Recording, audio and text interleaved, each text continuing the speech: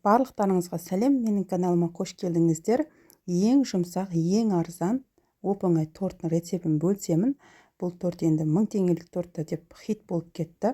Егер тортты жұмсақ етіп жасаудың жолын үйренгілеріңіз келсе, дәл осы видеоны өткізбей соңына дейін қараңыздар.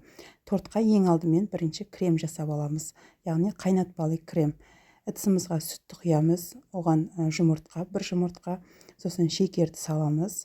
Бір жақсылап араластырып жеріп, мен осыған кукурузный крахмал қолдандым. Егер сіздерде кукурузный крахмал болмаса, ұн қолдануға болады, ұн қосуларыңызға.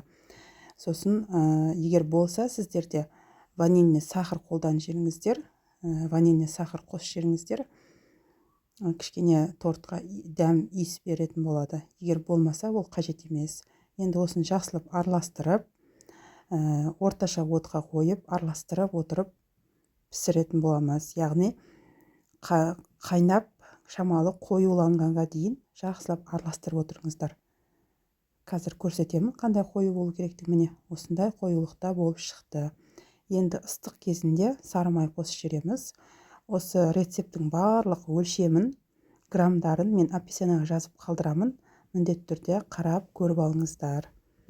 Дәл мен айтқандай осы граммен, дәл осындай рецептпен жасасаңыздар, өте керемет бір жұмсақ торт болып шығатын болады.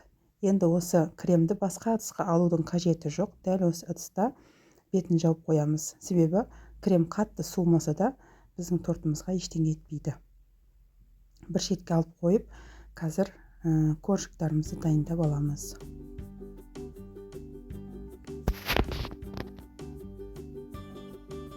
Коржықтар дайындау үшін бізге бар болғаны 2 жұмыртқа, шекер қажет. Енді осыны миксермен жақсылап ерігенге дейін, ағарып, көпіргенге дейін жақсылап миксерлеп аламыз. Бір 3-4 минут миксерлейсіздер ғой. Қазір мен сіздерге көрсетемін қалай болып шығу керектігін. Достар, егер рецепт сіздерге ұнаса, жасап көрсеңіздер, қалай болып шыққанын бөлсеңіздер комментарияда, және де достарыңызбен де әлеуметтік желіде бөлісе отырыңыздар. Менің каналымды қолдап, подписация жасауды ұмытпаңыздар. Себебі менің каналымда 80-85% тіркелмей, жай көріп өтетін көрермендер екен. Сол үшін міндетті түрде тіркеліп қойсаңыздар. Мінекей осындай болып шығады. Енді осыған бір пачка разахитер қосып жібереміз. 10 грамм.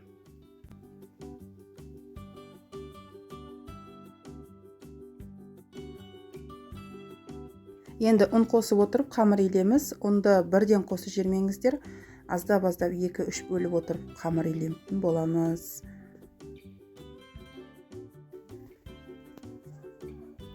Мә, қызық, қараңыздар, мен пістемайды ұмытып кетіппін. Дайындап қойған, өлшеп қойған пістемайды қосуды ұмытып кетіппін. Әлде уақытлы есіме түсті. Ұн қосудан алдын негізі пістемай қосу керек.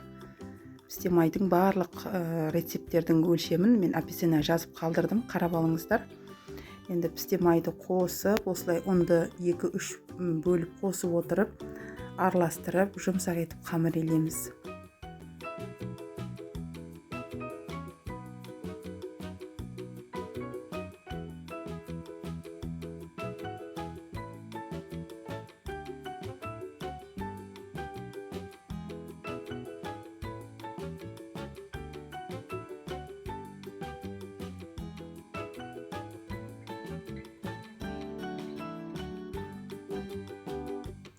Мінекей дәл осылай жұмсақ етіп қамыр илеп аламыз да. Енді қамырды ыдысымыздан шығарып, бір 3-4 бөлікке бөліп аламыз ғой. 3 бөлігін үлкендеу етіп, 4-ші бөлігін кішілеу етіп бөліңіздер да. Ол 4-ші бөлік бетіне әрлеу үшін, ұнтақтап себу үшін оны қатты қызартып пісіретін боламыз. Қалған 3 бөлікті қатты қызартпай, орташа қызартып пісіріп аламыз.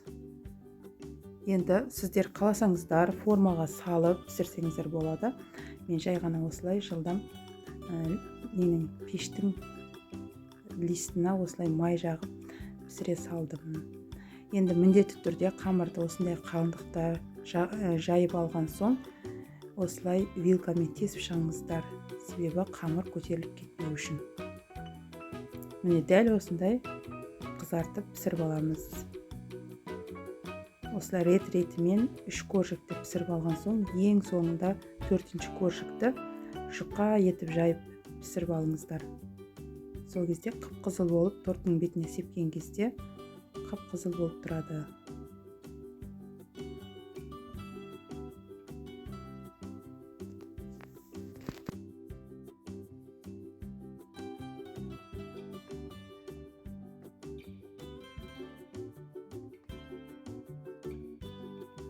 Міне біздің коржиктарымызды пісіріп алдық. Ең соңғы коржикті де пісіріп алдық. 4-ші коржик осындай үгілмелі болып, сондай болып шықты. Песочный дейді ғой. Енді осыны қазір кремді жағып, тортты жинайтын боламыз.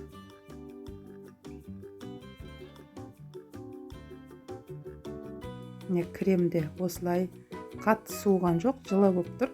Біз жаға береміз. Ол бізге жақсы, өйткені тортты тез жұмсартып, әрі жұмсақ торт болып шығады. Қатты суымаған болса да жаға беріңіздер. Кремді молдау етіп жаға беріңіздер, крем жетеді барлығына. Менде крем артылып та қалды. Аздап.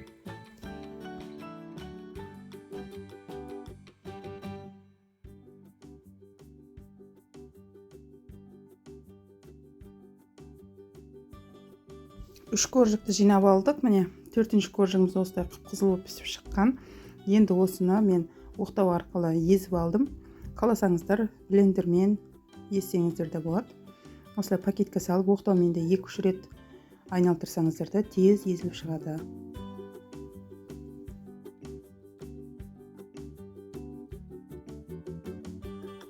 Міне қараңыздар, осылай ұнтақталып дайын болды. Енді мен осыны барлығын бірдей етіп бетіне ұнтақ сеуіп шықтым. Қаласаңыздар басқаша етіп сәндесеңіздер де болады. Бұл енді өз қалауларыңызша. Мен жай ғана осы ұнтақтарды бір тегісте жан-жағына бетіне сеуіп шықтым. Дайын болған тортты холодильникте сақтамаймыз. Естеріңізде болсын, бөлме температурасында немесе бағана жылы болып тұрған пештің ішіне сақтап қойыңыздар.